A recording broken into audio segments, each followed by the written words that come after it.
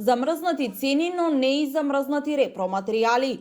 Вашите замрзнати цени не замрзнуваат нас и ставаат клуч на нашите оранжерии. Вака домашните производители на овошје и зеленчук ја коментираат владината одлука, која, како што велате, е погубна за секторот.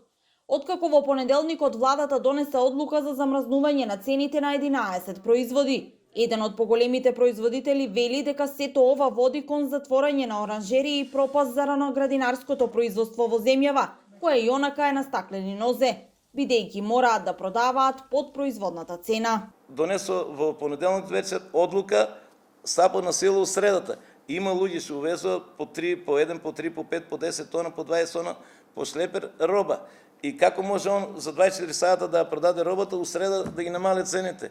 Тоа е апсурд, нема логика. И помалите производители се децидни во својот став дека владата наместо да ги штити домашните земјоделци, всушност ги штити земјоделците од другите држави од каде се увезува зеленчук и овошје, со што се нарушува домашното земјоделство, а со тоа и економијата. Ние не сме увозници, а тие што се увозници, цените треба да ги намалат, за да можеме ние од нив да купиме роба, кога ќе купиме роба да ставиме 10 динара маржа и ние да можеме да профитираме нешто. Ама не се исплаќа. 2000 ви нафта што имам од Струмиц до тук.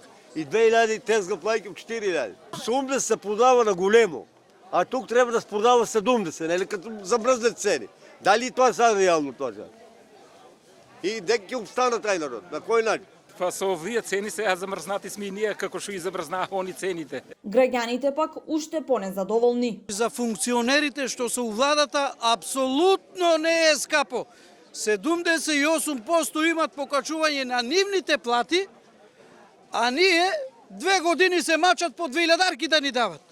Значи, еве, цената може да ја гледате, толкава една зелка, 40 динара. Одлуката за замрзнување на цените ќе важи до крајот на месецов, но веќе од вторник ќе се зголема дел од замрзнатите цени на овошјето и зеленчукот поради поскапен увоз. Односно, следната недела ќе има корекции на некои од цените, откако се утврдило дека увозниците пријавиле поскапи цени во Царинската управа.